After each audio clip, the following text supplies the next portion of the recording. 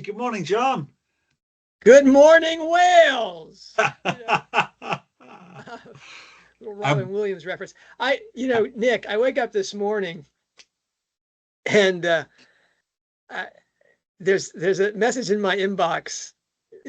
Check out this tweet from J.K. Rowling. I don't know when that thing went up yesterday. Who found that? Whether it's B or who sent that to so, you? But so B sent it to me, and I'm forever grateful because it's a reply. So it didn't give me a. I normally get alerts for J.K. Rowling tweets. I didn't get an alert for this, but it's a wonderful surprise.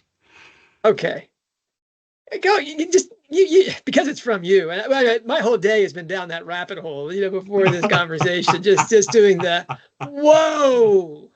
Whoa, this was not on the list. This was not on the list of books that Rowling likes, and yet, I Nick, got it. you spotted it. You've been I talking did. about this for I don't know how long, and I've Okay. just been rolling my eyeballs here, like whatever. 12 book series, really? So Uh, we're talking about Anthony Powell's A Dance to the Music of Time. And when John was compiling this list, it must be 3 years ago, some time ago, uh, uh, and we were looking for all of the books we know J.K. Rowling has read.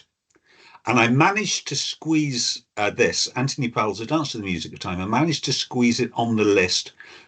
John, I'm very grateful. You allowed me to put it on there with the most tenuous of evidence. She replied to someone that she knows on Twitter, basically with the question, "Have you read Powell's A Dance to the Music of Time?"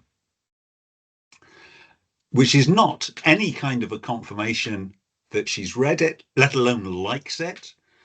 Um, but I took that as a recommendation to someone else. And if you recommend a book to someone else, basically you're a bad person if you haven't actually read and appreciated that work yourself. So it's been on the list. And Nick, because it's, Nick, the only reason it's on the list is because you thought it belonged on the list, and I thought, okay, I'm going with Nick's gut feeling on this.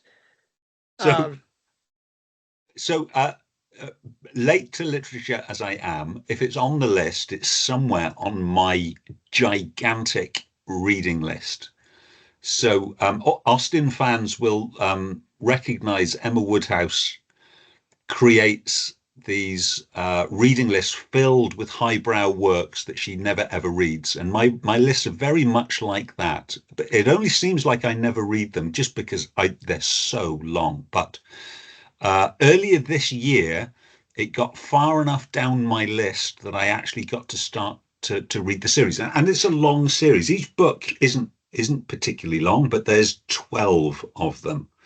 Um, and apparently and the first two or three are very difficult to get through. well, now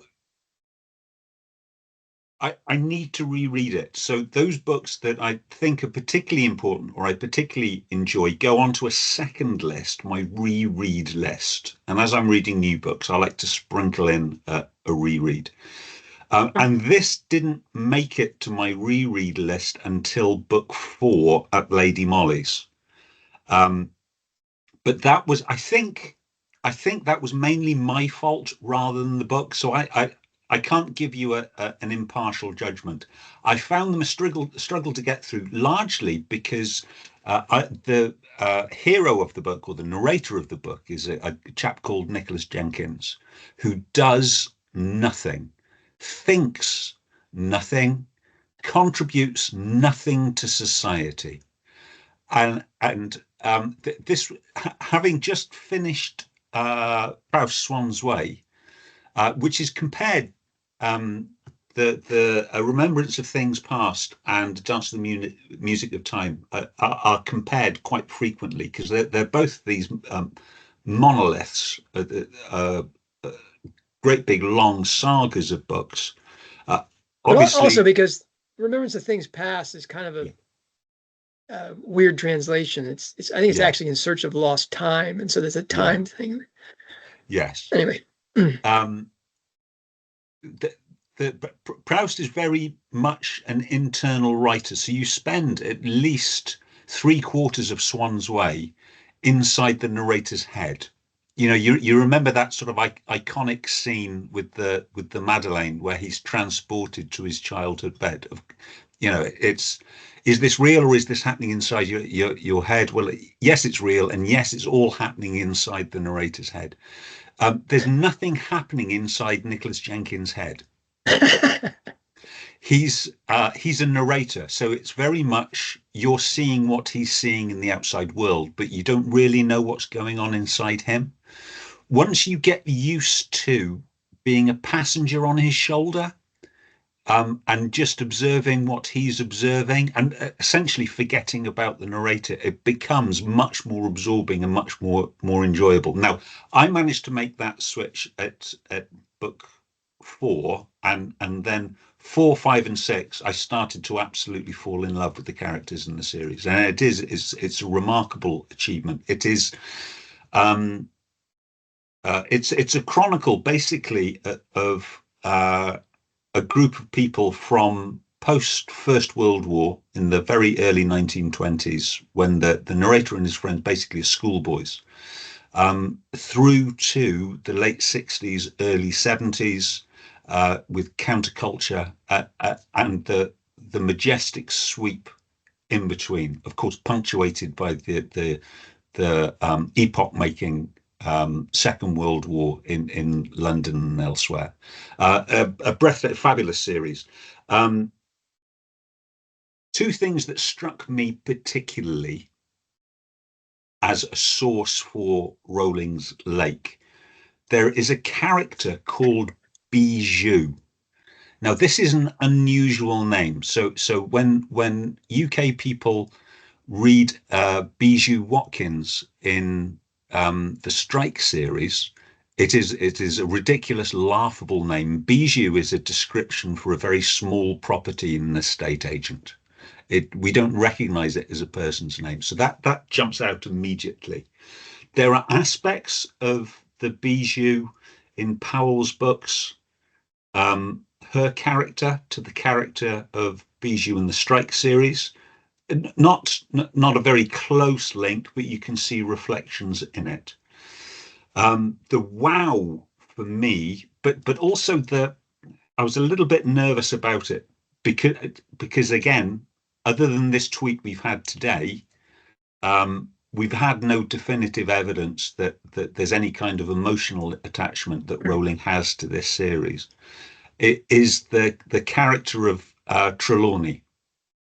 Now, it's well known within students of Powell's work that this is a cipher for Aleister Crowley. One of the fun things, actually, many of the characters are based upon real people of that time. And this was one of them, and it's a well-known cipher. This character is based on Crowley, but the name is Trelawney, and the way he speaks is very Sybil-esque. You know, Rowling has said that Trelawney is based on the poet Trelawney, that was supposedly the worst poet in English history. And so she's given a definitive, tie. But the Trelawney in this book series, tied to Crowley, yes, and her being the Transfiguration teacher and the prophet, I mean, that is gold. Yes. That's so strong. Yeah. And then it makes funnier of the connection between Strike singing the Trelawney song from Cornwall in book 5 as being a clear link to Order of the Phoenix in that inter-series parallel. Yes. But that Trelawney was originally Crowley, and that he's singing that song. Yes. In light of what this connection with Powell's series. Oh, Nick, this is gold. I mean, seriously, I know that you're an attention-seeking, self-important reader of Rowling. You think you know more about Rowling than Rowling knows about herself. I mean, we know that's your problem, Nick. But if you wanted to kick back on that, you could say, "See, I have this intuitive sense." In fact, Nick, maybe Rowling only read those books because you observed this connection.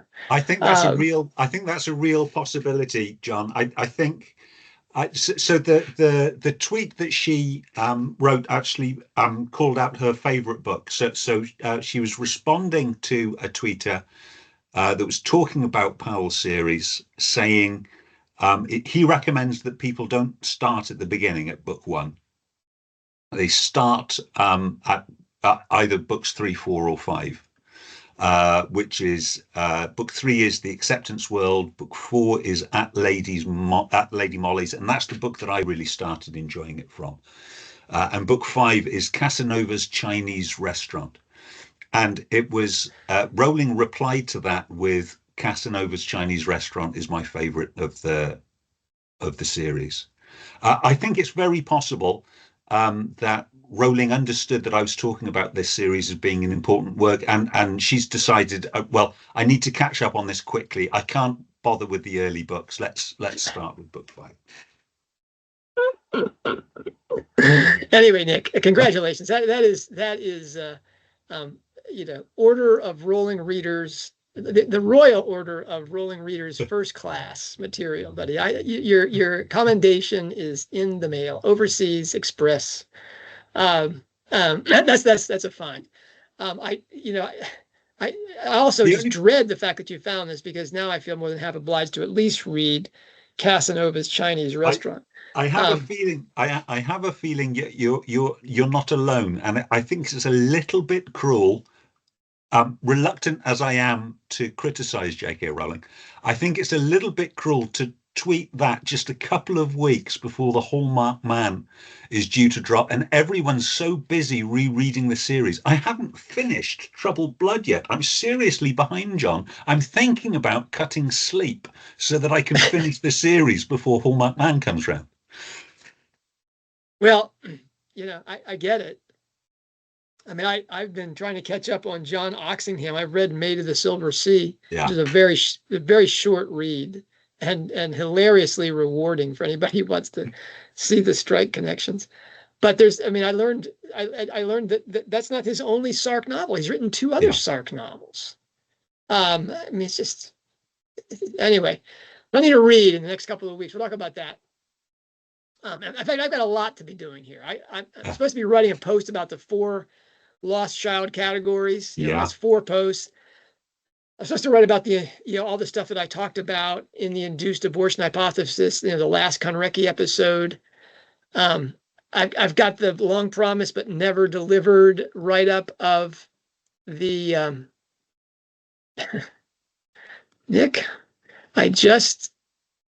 There I go. All right. I'm sorry. That's okay. Put a break in there. Let me put a break in. 1, 2, 3, 4, 5. Okay, when you're ready. I've got the long. Wow, Nick. I have the long promised but never delivered write-up of the anti-feminist feminists Germaine Greer and Camille Paglia, with real focus on their ideas of rape, abortion, and transgenderism, not to mention the fact that they're like Rowling clones in terms of their upbringing and education, all of which opinions are echoed in Rowling's tweets or her novels. And we're in the final days of the run-up to Hallmarked Man. As you just said, my plate is full right now with that prep. And we've got a marketing blitz coming on. Rowling is tweeting, things that are absolutely mind-blowing. I want to talk about this Lake and Shed set of tweets she put out. I mean, that was, especially in the wake of the Konrecki thing. Yeah. I know we're self-important and attention-seeking, Nick, but do you think there's any possibility that those tweets were, forgive me, it was more valuable to me than the invitation to the Konrecki celebration, her private And what have we learned about the marketing blitz is picking up here for Hallmarked Man? Yeah. Tell me what we got. Okay, so there's a lot of marketing stuff out there, and the marketing stuff is fairly typical. So we had the English language blurb, and that followed all the rules of marketing synopsis, in that it gives us some understanding of the case to come without resolving anything. there's no twists in there, and it ramps up the tension. There's lots of questions and no answers, which is exactly what we want. Yeah. So we're all itching to get our hands on the book. Someone's doing their job at Rowling Incorporated. That's great. Yes. Now there's having a look at the German blurb. The German blurb was a pretty direct translation, and any differences between the German and the English could be taken as a translation artifact. Nothing there. However, on Reddit, there was a transcription translated into English of the Danish blurb, and there was some key differences in there. In that, it seemed to me that it broke the rules of the pre-publication synopsis, in that it indicated a twist. And I'll read the significant difference. The significant difference is we start off with a pretty typical marketing blurb statement. Decima Mullin's desperation pushes Strike and Robin to their limits, forcing them to navigate cryptic clues in a world where loyalty and betrayal go hand in hand. Okay, exciting? Yes. Builds anticipation? Yes. Tells us nothing? Absolutely. Then we get into, at the same time, Robin is forced to confront her own fears and starts to realize that her past may be more closely tied to this case than she first thought. Now, this is a twist, okay? So this is, the case has something to do with Robin's past. That breaks the rule, that tells us something beyond the bare facts of the case. And then I'm sure that got Strike fandom into an absolute. There was a twist, lot. Yeah, there was a lot of talk on it, and then the final different sentence is: Strike, caught between his professional ethics and personal feelings, must make a crucial decision, one that could change their partnership forever. And we're back to sort of marketing blurb again. Ramps up tension, doesn't really tell us anything. Conflicts between. Oh, come on, Nick. Well, that tells us, especially when it talks about Strike's ethics. Where is he keeping these ethics? Has he got a special drawer in his, It doesn't say they're noble ethics, John. But you could apply that sentence. You could apply that sentence to any of the books that have gone before. Okay. It essentially tells us nothing. But for me, it's that twist that the case is closely tied to something in Robin's past is a twist. So, not trusting the translation that was on Reddit, I went looking for the Danish blurb in the original Danish, and I couldn't find it. There was no link in the original Reddit post, and for most of the subsequent talk about it, the source seems to be this Reddit post. So I can't say it's a fabrication. That's too funny. I mean, basically, this could have been written by somebody, practicing their marketing chops to see if they can get Strike fandom to go into an absolute lather. Yeah, about that is hilarious. But the author of that piece may be online. So no, John, we're not saying that. We are saying I can't find the original Danish. Now that may be just because I can't find it. They may have taken down the page, may have been an error going up in the first place. But in some of the robertgalbraith.com videos that were released on Instagram, so Rowling talks about Strike being reluctant to take the case because it involves people that Strike would rather not have to reconnect with. That's from Strike's past. So I'm wondering if there's some of that has got mistranslated and sort of chopped up into it. somewhere.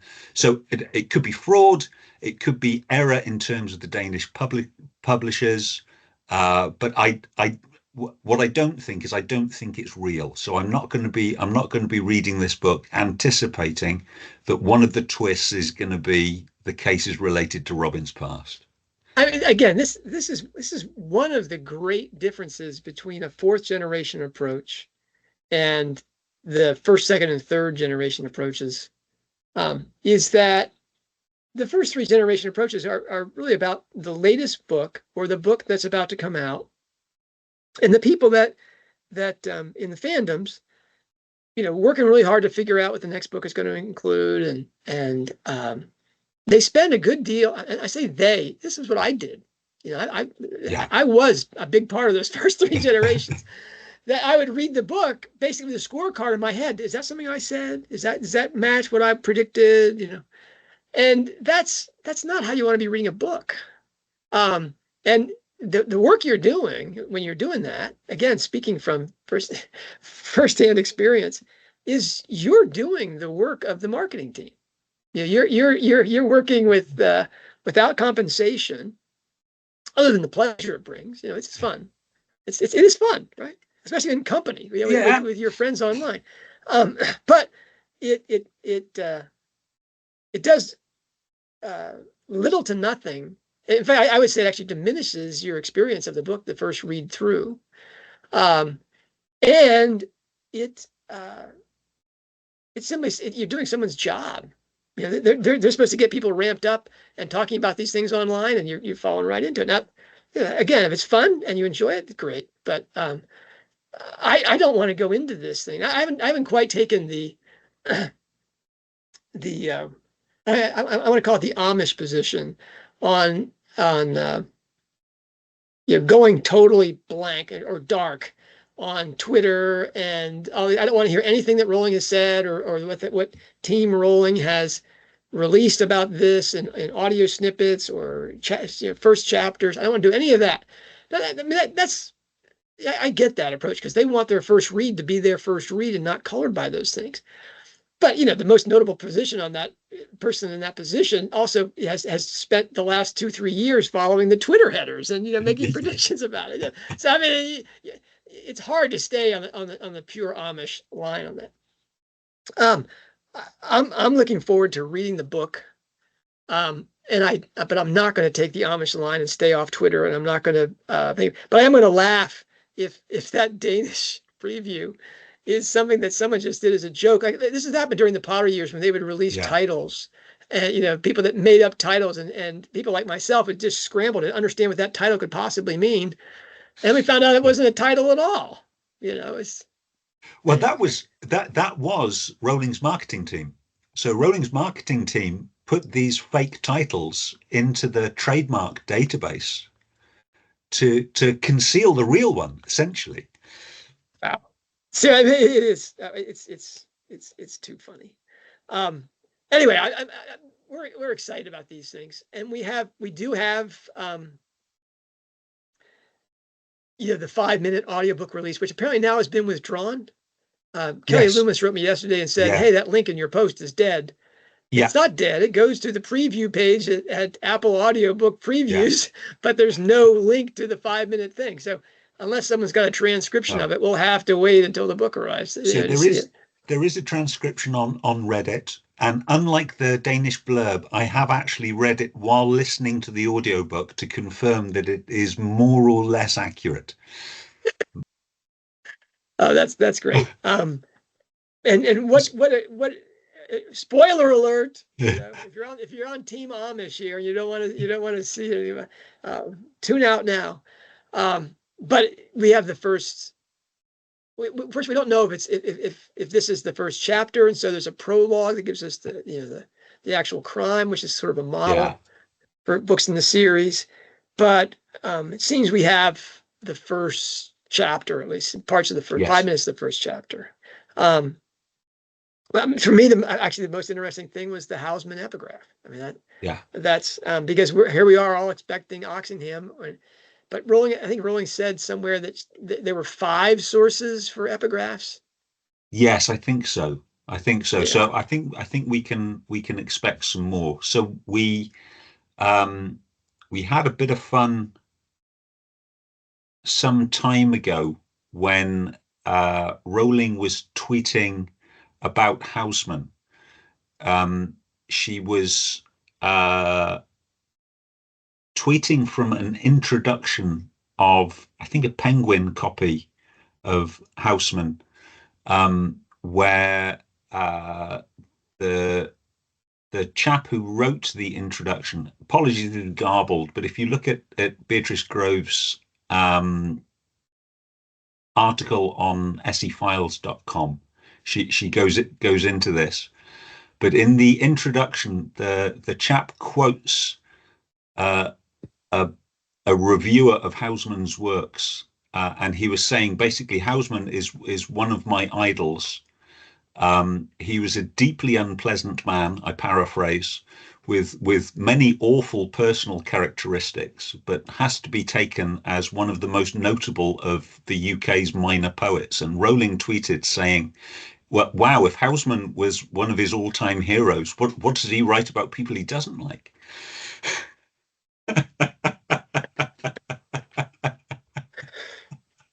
Well, I can see how Rowling would really like Hausman.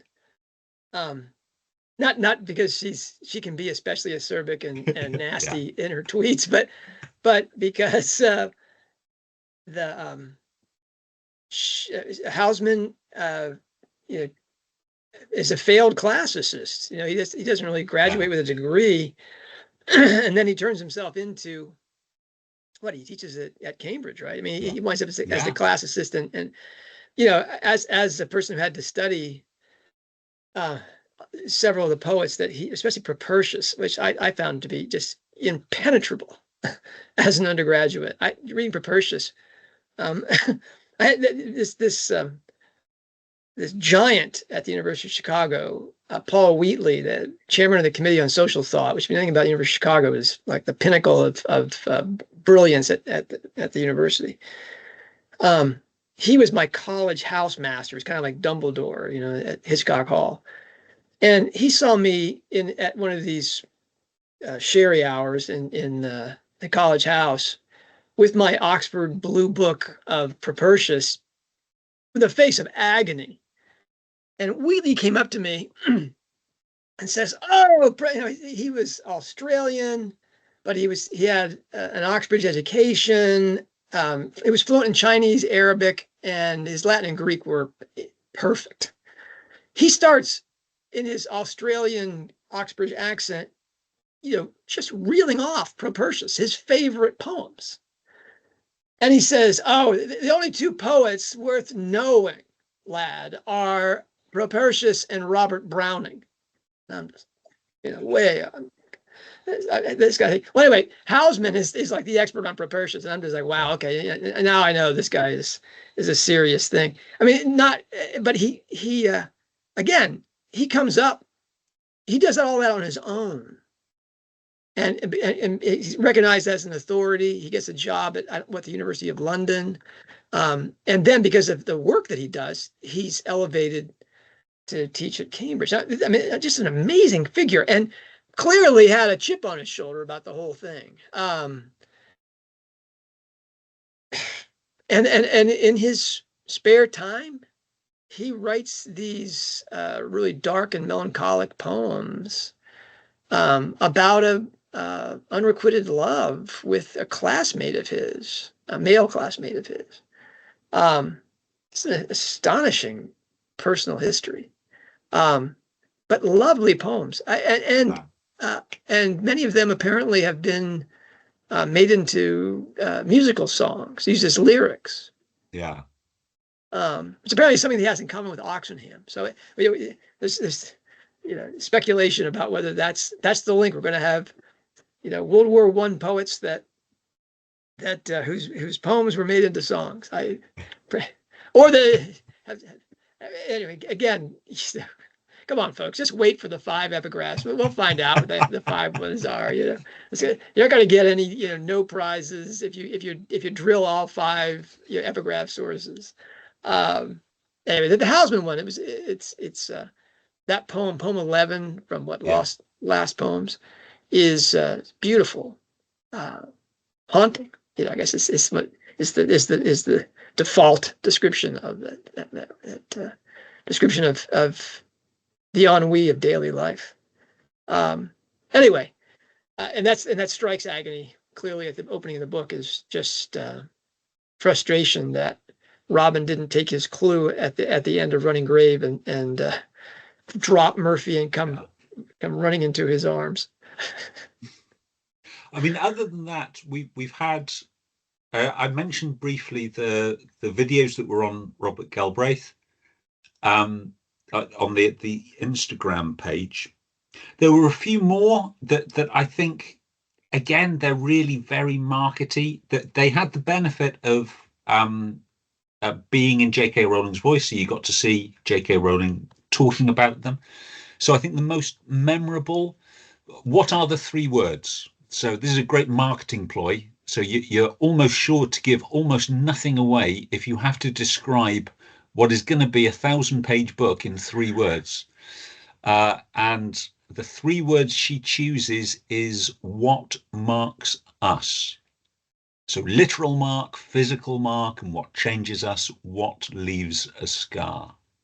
The book is dealing. This is raw meat. Yes. into a dog fighting pit or something. Yes. What does that mean? And that will be very valuable after we've read the books. In retrospect, you're right. Yeah, to talk about what that means. But as a predictive device, as you said, it's like, well, look at that. One of my personal favorites, just for the comedy value. So J.K. Rowling was asked, Strike and Robin, is it now or never? And instead of answering the question, J.K. Rowling asks us instead. She says, well, someone needs to speak up soon, don't they? Yeah, but that led to one of the most valuable tweets that she's done. Yes. I mean, one that I'm gonna actually read this, Nick, if I can find it here on my computer. Here we go. Badly Wired Lamp comments just like you did, Nick. I love how JKR is all, well, someone needs to speak up, like she's just a strike fan commenting and not the person who wrote 8 books of a slow burn. Spot on, BWL. All right. And then we got to, someone tries to explain this about, how well you know your characters or whatever. And Rowling comes back with, and then these are 2 relatively long tweets, right? 3 or 4 paragraphs each. Rowling says, it isn't so much losing control as it's getting to the point where you know them so well, you know exactly what they would say, how they'd feel, etc. You know more about their interior lives than appears on the page. Writing them becomes a doubly subconscious process. Because you're using your own and theirs. Yeah. In editing, you spot the false note where your own subconscious offered something theirs wouldn't have done. Now, again, this is important because Rowling has said her Lake process of inspiration is about the workings of her subconscious. Here she's saying that the subconscious thing is active even while she's working in the shed. Yeah. That's never been said before. Well, she said it pretty clear dichotomy in her metaphor there. But I'm not sure. I'm not sure if that's true. So I think what she's saying is when she's writing, she's using her subconscious. Then when she's in her shed editing, she's reading it back and saying, that's my subconscious would do that. Their subconscious wouldn't do that. Okay. All right. So she goes on. At the same time, you have to be, anyway, this is Rowling talking about her subconscious and its role in her writing. This is really critical information. Yeah. Right? At the same time, you have to be able to step back and consider them, the characters, as others would. That's the place I'm usually in when I talk about characters in interviews, or like this blurb that she's just done, which is why it does indeed sound as though they're people I know on whom I'm taking notes. One of the reasons you'll never find me teaching a creative writing course, this is gold here, is that I find it unhelpful to try and analyze the subconscious part of my process, which I don't think can be taught. Duh. I mean, she knows that the inspiration is coming out of her unresolved personal issues or whatever.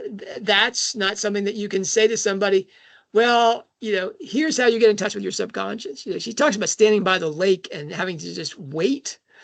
Or she can tease the lake a little bit by walking away, but the lake's on its own schedule.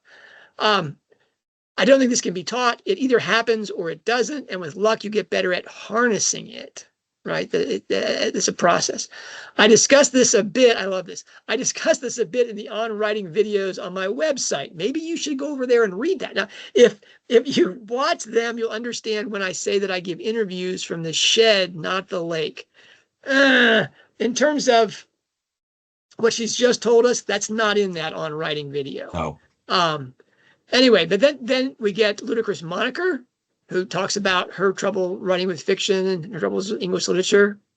And says she doesn't have the right sort of brain. Anyway, Rowling comes to her defense and says some people write exceptionally well, i.e. have fabulous, well-appointed sheds full of tools and are excellent at the craft, but have very little lake. Now, this is the part that just blows my mind, Nick. This is where I think she's trying to say to us, hey, you guys talking about the lake, you're really not on target here.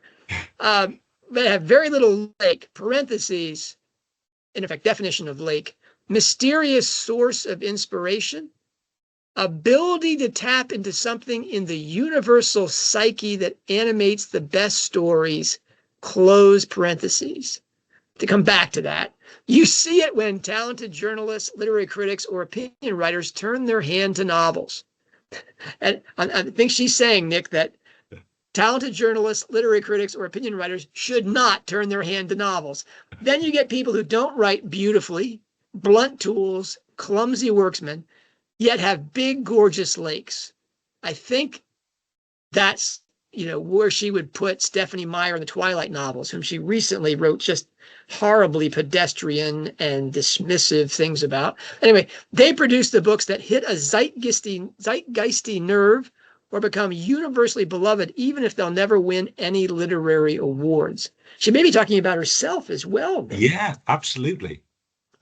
In my very subjective opinion, it's much more common for lake owners to know they need better sheds than for owners of fancy sheds to realize they haven't got as so much as a puddle.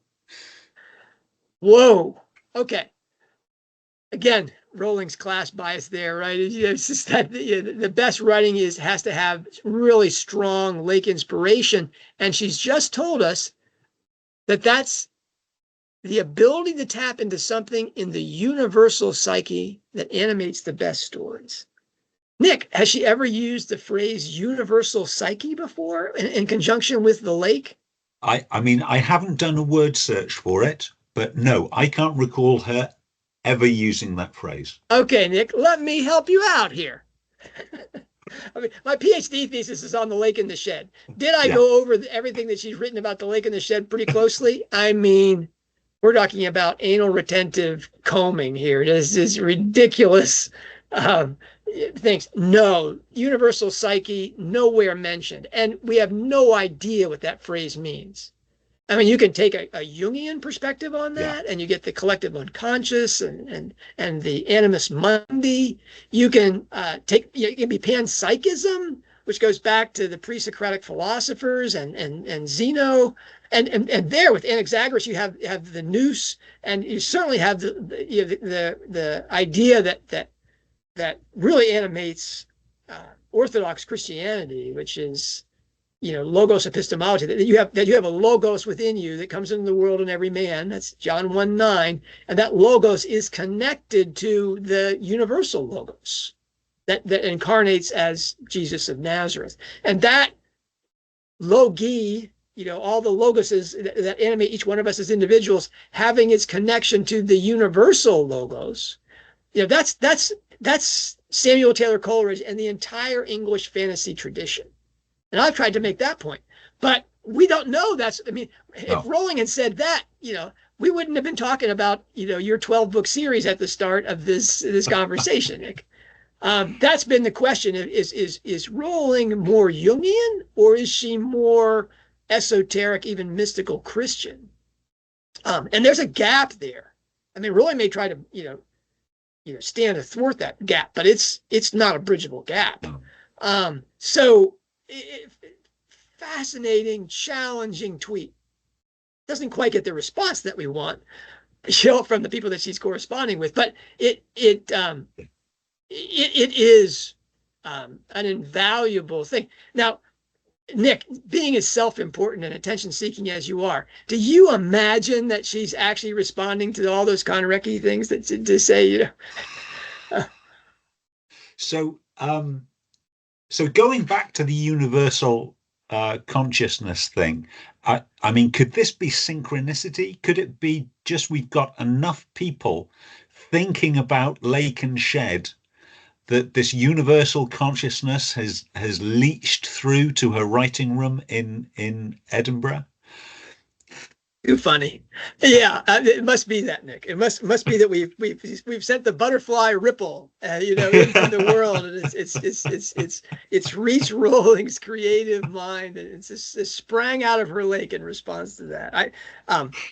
Regardless, certainly the most challenging and important Twitter week for Rowling studies that we've seen in many a day, and so thank you to all of the Twitter people that were involved in prompting that. It's funny because you look at the prompts and you're like, how did she get from that prompt to this statement? But there is a connection, and we certainly wouldn't have had it except for she was following these people. And so for those of us who are on Team Amish, at least with respect to following social media, hats off to you, because this is an incredibly important piece in Rowling studies. We'll be talking about this for ages. I mean, if this has jumped onto the 10 questions that we wish J.K. Rowling would answer in an interview. One is going to be, basically, what the hell did you mean by universal psyche, lady? What does that mean to you? Because that's a tease with enough gut to it. I mean, it's something clearly she has pondered to at least herself. She's thought about this, and that phrase for sure has a specific meaning to her. I would love for her to share it. I mean, it's going to be in the critical biography, Nick. But seriously, that you talked about this just the other day about Runce's interview with her, Runce Jr. Yeah, talking to her about God, and she's really hesitant to use the G word, being a good English woman, and having a aversion to all things, religious. But when he asked her about the soul, oh yeah, totally on board with the soul. Yeah. And so here's the universal psyche, as you said. You can't have what we've talked about as depictive psychology or psychomachia being such an important part of her work. That comment to Runce about the soul being central, that makes perfect sense, because one of the 7 tools in her shed is depictive psychology or psychomachia, where she puts an allegorical soul inside there. That's what as a big part of what Rowling is writing about. It's one of her core beliefs is about the immortality of the soul, hence morality and mortality.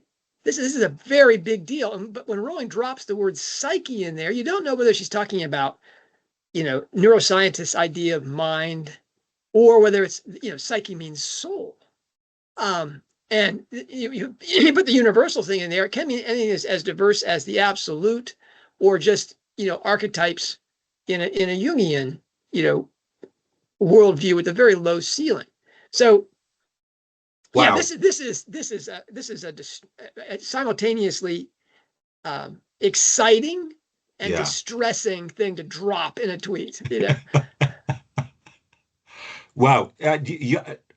I don't know about everyone else, but you've just utterly changed my perspectives on what the possibility of that phrase could mean. So psyche is psyche. But that universal modifier in front for me meant, well, that's got to mean the soul, hasn't it? That if a universal psyche has to be soul based, but as you say, not necessarily, not necessarily. Yeah, Fascinating stuff. yeah. Is she talking like a cognitive neuroscientist, or she's talking as Yeah, a perennialist? yeah, And they're going to use that same phrase and mean, you know, I hate to use this word, absolutely different things.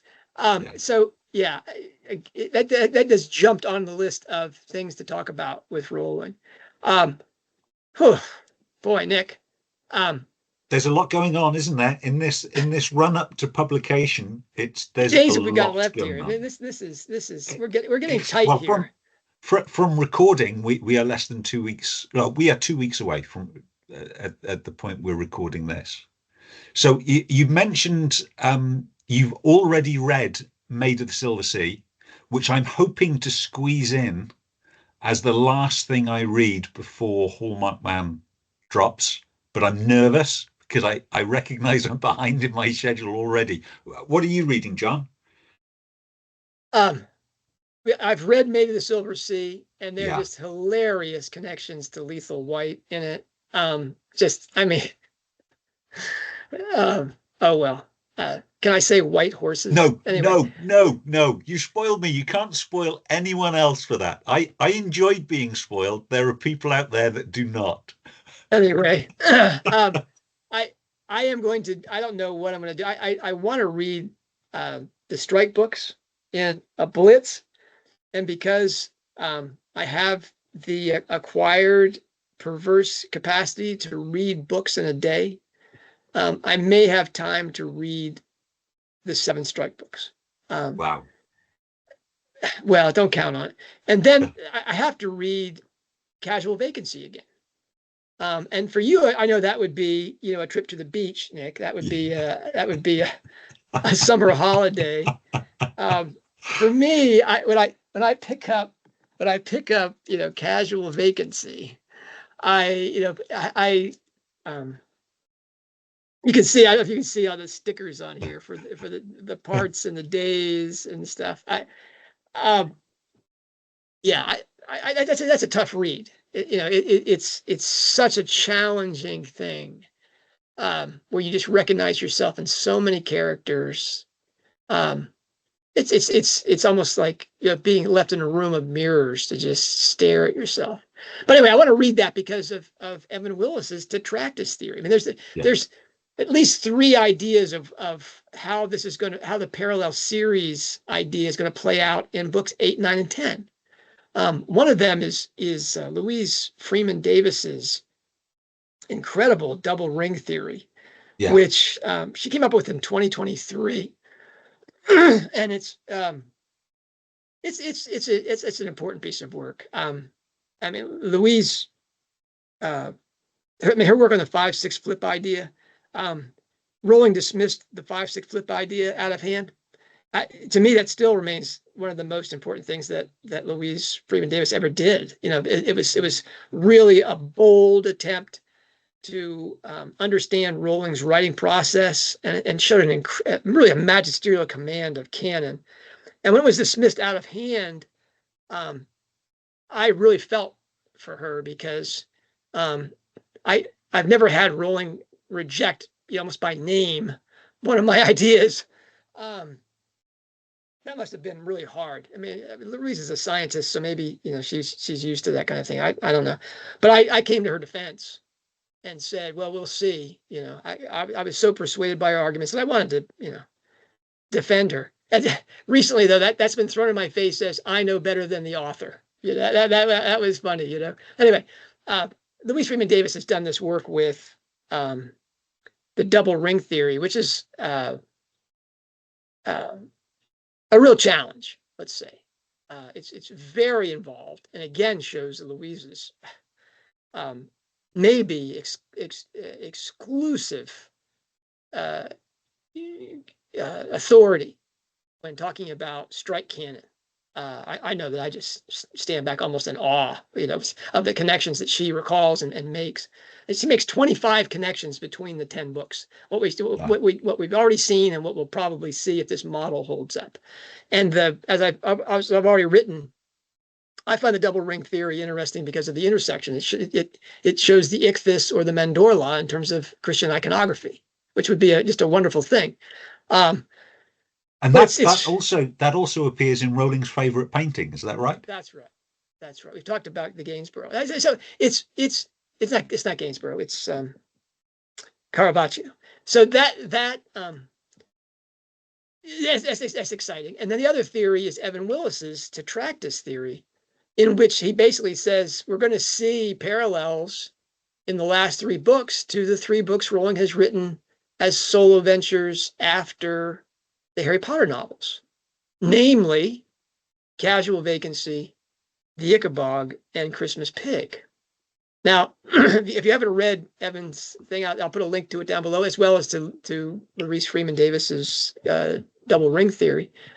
I just feel obliged to read Casual Vacancy just so I have that fresh in mind. I know you don't need to, Nick, because you've got it memorized, but that for most of us, that's the book that we've only read once, maybe twice. Anyways, that's on my list. Well, what are you doing? For a man that can read one of these in a day sitting, you only need 3 days, I estimate, to go through Anthony Powell's 12-book cycle. So, sorry, maybe I think my Conrecki, your Conrecki is still, in the future, Nick.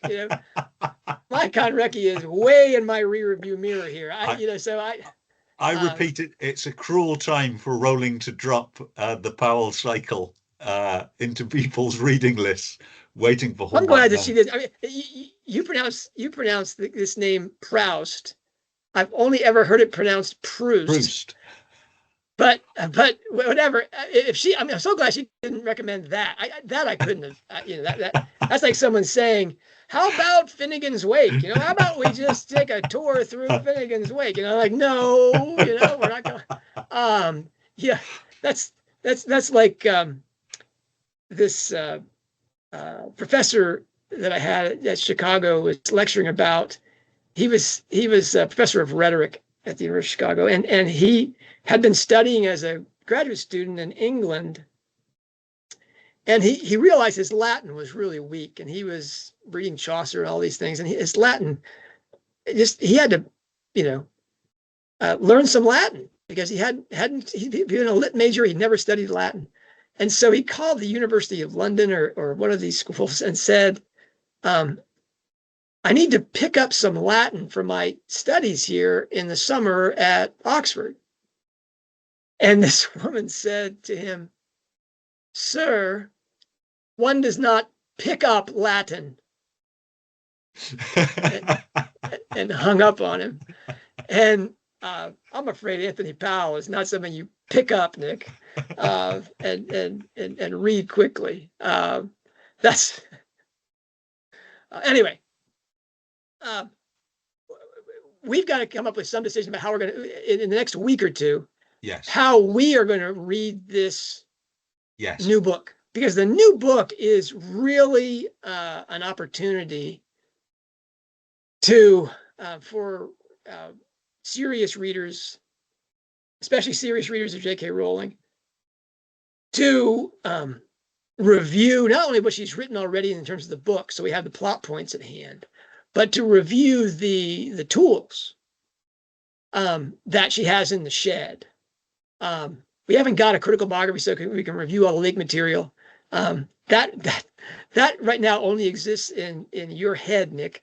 But those tools, there are.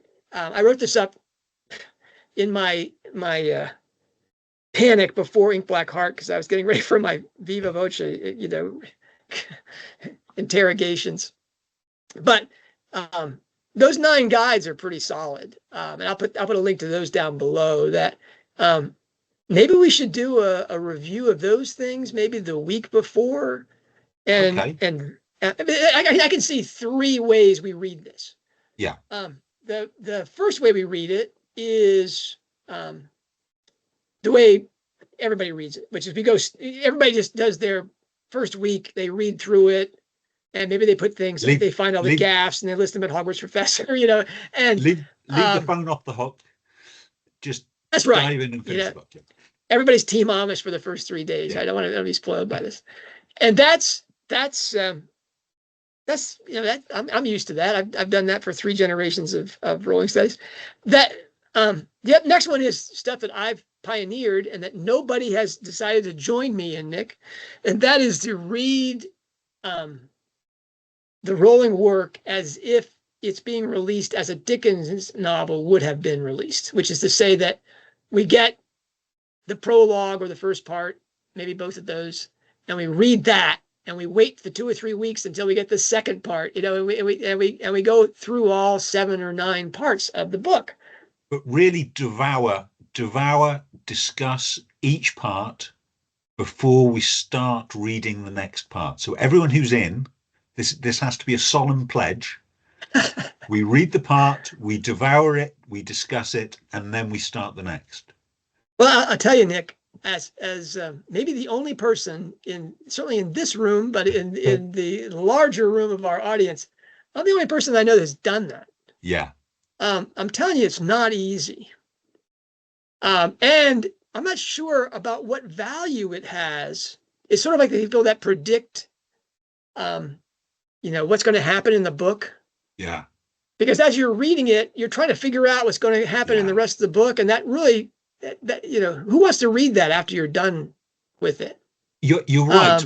But I'm reminded of the Ichabod release, where it was such great fun. Now, nobody could cheat, because unless you had Rowling's manuscript, you read what the chapters that were released that day. We talked among ourselves. We came with crackpot theories that seemed to get crazier as the book went along.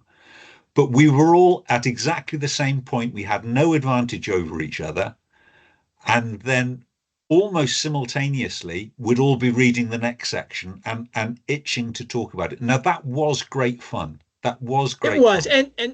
And the 9 guides, we were picking those things off as they came through. Yeah. We knew it was going to be a 7-week release. She told us it was going to be a 7-week release. And so we had an idea that she did what what we guessed, is that there were 7 parts. And so we got to part 4, we were like, okay, here it is. This is where we get it. And yeah, that was a lot of fun, but that was not a 1,000-page novel. No. And everybody will have the whole thing there. Yeah. So I would love to do that, but that's definitely going to have to be like a cult, and it would mean that even if we did each part and then we just did 3 days for each part, I'm telling you, if she's got 9 parts again, how many weeks is that, right? I mean, now we're talking about almost 4 weeks. That's a lot to ask. Yeah. I don't know. I like the idea because I've done that, and it is fun, and it really is fun if you figure out how the murderer appears in the middle of the book, because that seems to be one of Rowling's things is to have some sort of cameo appearance, or even a person in disguise. I think twice this person's been disguised, in the thing. But I can't see people doing that. So, and then there's the we read it straight through, and then we go back and read the parts as if it's a Dickens novel coming out. Okay. That's a combination of the 2 approaches. Combination of the 2. Instead of everybody reads straight through and talks about it, or reads it Dickens style. Right. Well, there's a combination of, okay, you got 4 days to read the book, and then we begin the piece by piece thing, knowing how it ends. Okay. Well, what we could do is I could put, when this goes up on the Substack, which I think will be a few days' time, but when this goes up on the Substack, I can put a poll underneath of those 3 options. and we could see what the Substack subscribers think. Now, if it turns out I can't put a poll up in the Substack, you'll see a little apology at the bottom and a plead. Please cast your vote in the comments. But I think I can put a poll up. Right, and clearly there'll be extra. No matter what we do, there'll be extra goodies for the paid subscribers. Part of this conversation will not be available for free, and that's. I will include all the great finds that our conversations for the paid subscribers talk about. But this is a real opportunity. If you're a serious Rowling reader, a new book is a time when not only do you get the plot points advanced. I don't expect we're going to find out whether Charlotte was murdered in this book.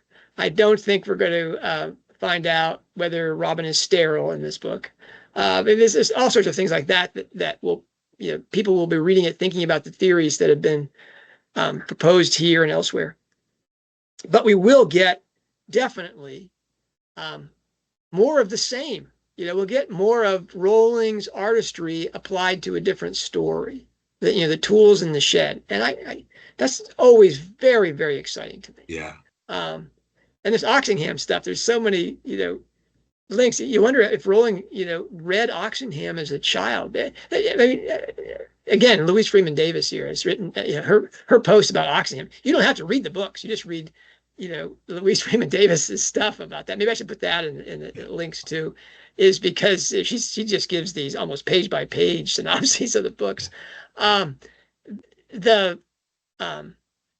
It looks like Rowling is a big fan of John Oxenham, and funny enough, his daughter, Oxenham's daughter, and Oxenham is a pseudonym. Oxenham's daughter wrote a 38-volume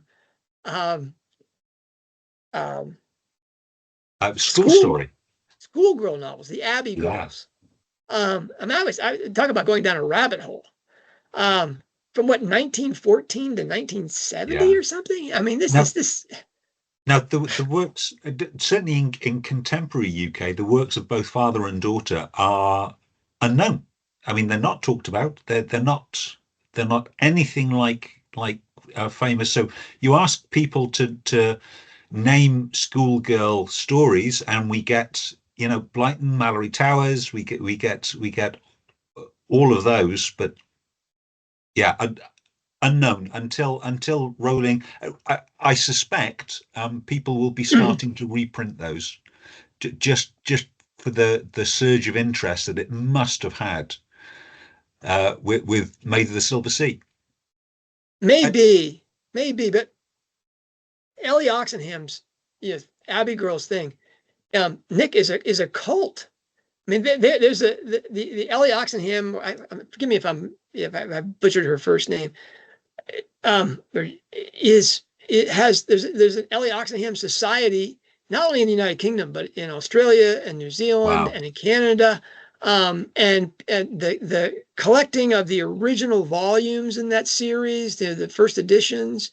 I mean, it's not something that's the Ellie Oxenham cult, if you want to call it that, because it is a pretty narrow group of people that are borderline obsessed with her works.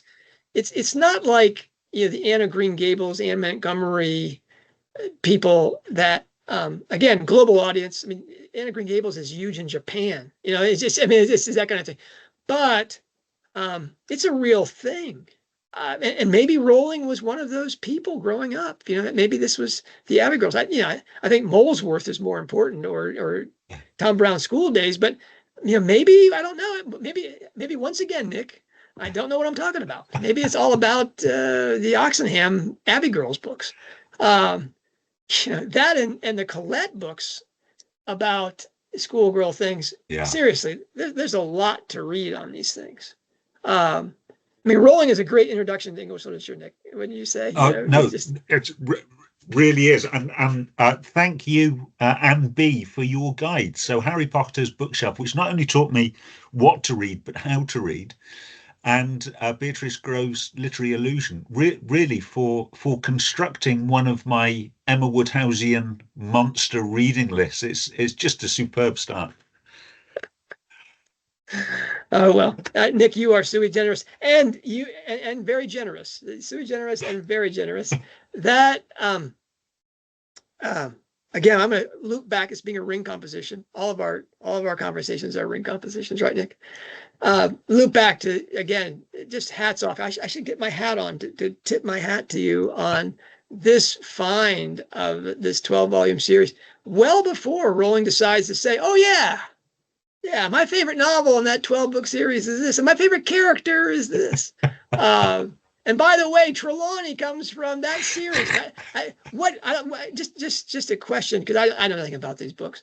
Yeah. What book does Crowley appear in?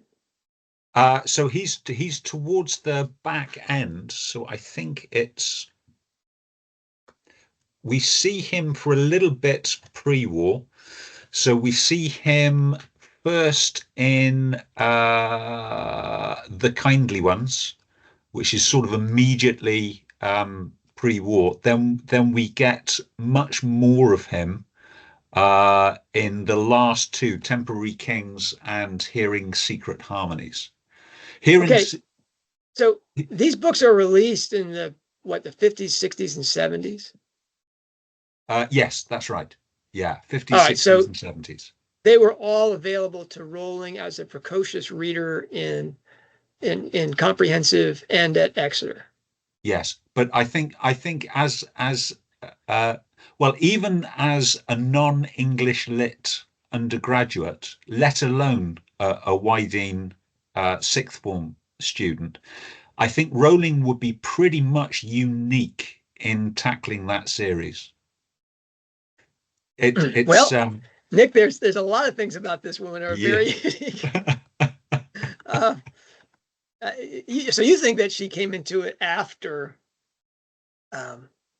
I think for any normal individual, yes, I think so. So when I see people discussing this online, it's people a little bit like myself that either have carried through a love of literature into adulthood, so late 20s, early 30s, or they've rediscovered it and are going off personal recommendations. They're the people I seem to see talking about reading this series. Just the sheer size of it is a bit of a blocker. So it's not going to appear on certainly a comprehensive school syllabus. It's just too big. And no single volume would be part of an A-list reading? Well, again, I think my takeaway from the first novel isn't an accurate representation, because I was reading it all wrong. But listening to other people, it isn't by any style the best of the series. You can pick up any one of the books, but you don't get that rich history of the characters that you do get through reading through the cycle. And certainly getting on to the war years and post-war, it is that history you have with the characters that adds to the majesty of the work. Well, I'm gonna tell you a story, Nick. I'm gonna pick up my autobiography here and tell you why I think she read it when she was a comprehensive student. Okay. When I was a lad, back when dinosaurs walked the earth,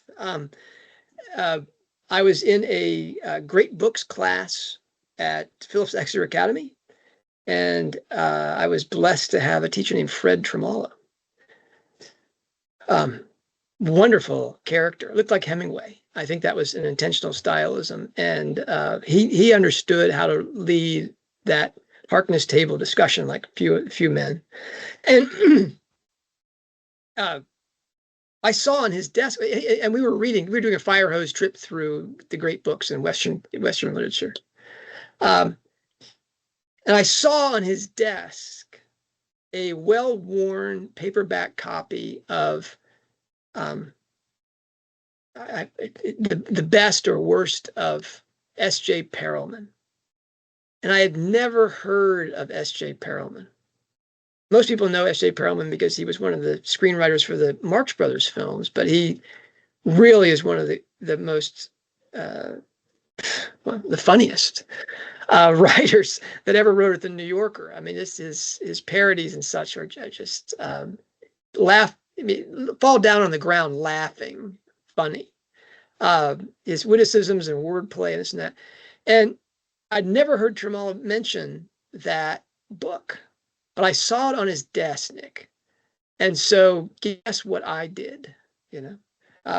In my first weeks at the University of Chicago, I was just hounding the bookstores in Hyde Park, and I saw the most of S.J. Perelman, the paperback edition that I'd seen on, and I picked it up and read it, and I recommend it to everybody, and I have ever since. My bet is that Lucy Shepard had a copy of one of those books on her desk, and that Rowling thought to herself, if Lucy Shepard is reading this, I've got time for this. If Lucy Shepard is reading this, anyway, there's my projection, my self-important, and what was the phrase? Attention seeking. There we go. There's my attention seeking attempt at that. All right, Nick. Our next conversation will either be the 9 guides to keep in mind while reading the Hallmarked Man, Strike 8, or directions about how we're going to read it, or both. Yes, I think it needs to depend on the results of the poll. So please do vote. This is not a democracy, so the result of the votes may be ignored if we get some really good comments that explain why we have to do it a different way. So what we'll probably do, John, we'll probably put this episode out a little bit early, so it won't be a full week after the previous episode, to give people a chance to vote, and then we can decide what we're going to do, and we'll talk about it in the next show. That's great. It's great. In case Nick and I disagree about which approach to use, our paying subscribers will have the deciding vote. We'll have a separate poll for them. All right. Thanks again, Nick. And again, congratulations on your, I don't know how you do this. I just say you have some secret. I think DB Mac. I think that you've got the back channel. You're the back door man. You know what's going on inside Team Rowling's real headquarters. Anyway, it's always a pleasure to talk with you, and to have my day destroyed by the discoveries that you've made as I try to research what you've done. Great talking to you as well, John. I can't promise a bombshell for next week, but let's see what a week of Rowling tweets will give us. Anyway, off to the universal psyche. Yeah. Take care, John.